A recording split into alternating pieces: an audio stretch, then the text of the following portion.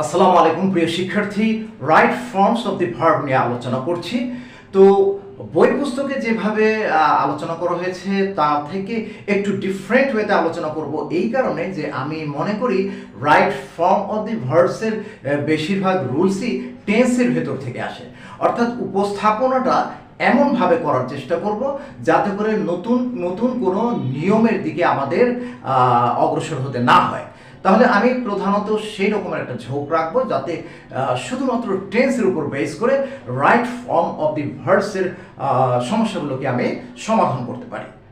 তাহলে শুরু করছি। 1 নম্বর নিয়ম, প্রেজেন্ট ইনডেফিনিট টেন্স, অর্থাৎ এই নিয়মটা প্রেজেন্ট ইনডেফিনিট টেন্সের উপরে ভিত্তি করে। প্রেজেন্ট ইনডেফিনিট টেন্সে subject third person singular number হলে ভার্বের সাথে এস অথবা ইএস যুক্ত হয়।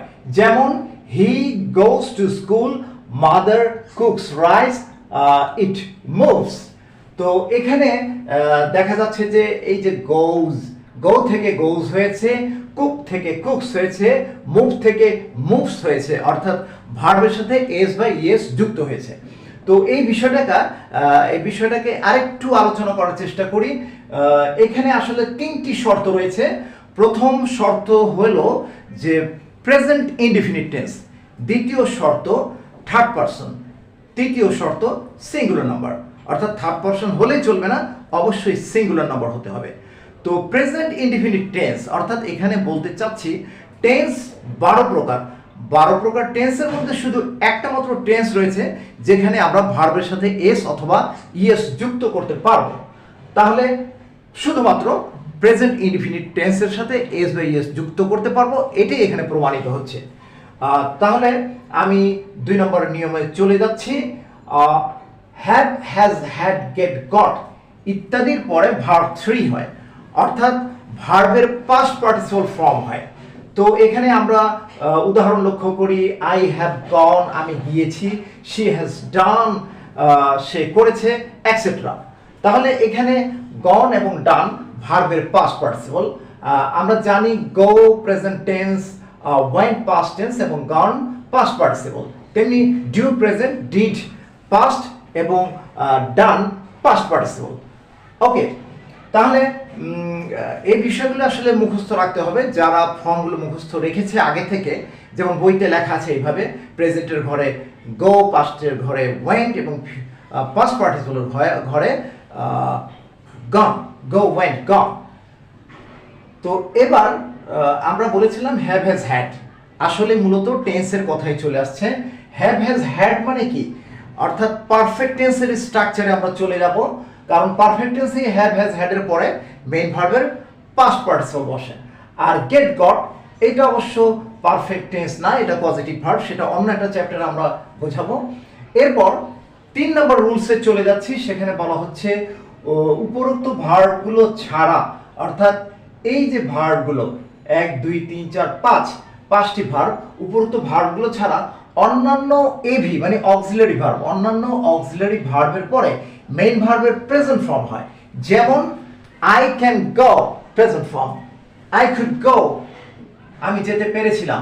আই মে গো, আমি যেতে পারি। আই উইল গো, আমি যাব। আই এম গোয়িং, আমি যাচ্ছি। হি ইজ রানিং, সে দৌড়চ্ছে, ইত্যাদি। তো এখানে আমরা কিন্তু ভার্বের প্রেজেন্ট ফর্ম গো, গো, গো সব জায়গায় গো দেখতে পাচ্ছি, এবং প্রেজেন্ট ফর্মের আগে কিন্তু অক্সিলারি ভার্ব, এই যে auxiliary verb, auxiliary verb, auxiliary verb, auxiliary verb, auxiliary verb দেখতে পাচ্ছি। তো উপরে যে ভার্বগুলো রয়েছে এই ভার্বগুলো কিন্তু এই 3 নম্বর নিয়মে অনুপস্থিত। অতএব উপরের নিয়মকে আমরা ফলো করতে পারবো না। আমরা কোনটা ফলো করব? এই নিয়মটা, অর্থাৎ উপরোক্ত ভার্ব ছাড়া অন্যান্য অক্সিলারি ভার্বের পর যদি মেইন ভার্ব থাকে তাহলে সেটা প্রেজেন্ট টেন্স। তাহলে এখানে প্রমাণিত হয়ে গেল প্রত্যেকটি ভার্ব প্রেজেন্ট টেন্স। এবার 4 নম্বর নিয়মে চলে যাচ্ছি।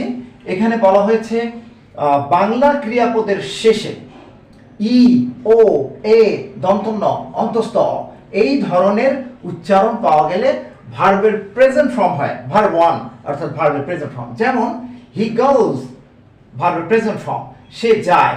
তাহলে আমরা যায়, এই যে এখানে অ উচ্চারণ পেয়েছি। নেহা রানস, রেহা দৌড়ায়, অ পেয়েছি।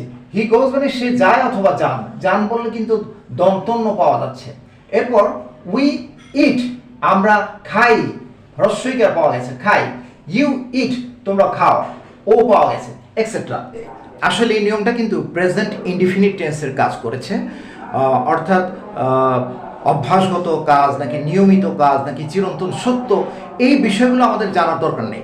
এই ধরনের উচ্চারণ আমরা যখন পাবো ই, ও, এ, ন, অন্তস্থ অ, হ্যাঁ, এই উচ্চারণগুলো পেলে আমরা কনফার্ম ধরে নেব এগুলো প্রেজেন্ট ইনডিফিনিট টেন্স। তো আশা করি আপনারা বুঝতে পেরেছেন। কোনো রকম সমস্যা থাকলে অবশ্যই কমেন্ট করবেন। আজকের মতো এখানে বিদায়, আল্লাহ হাফেজ।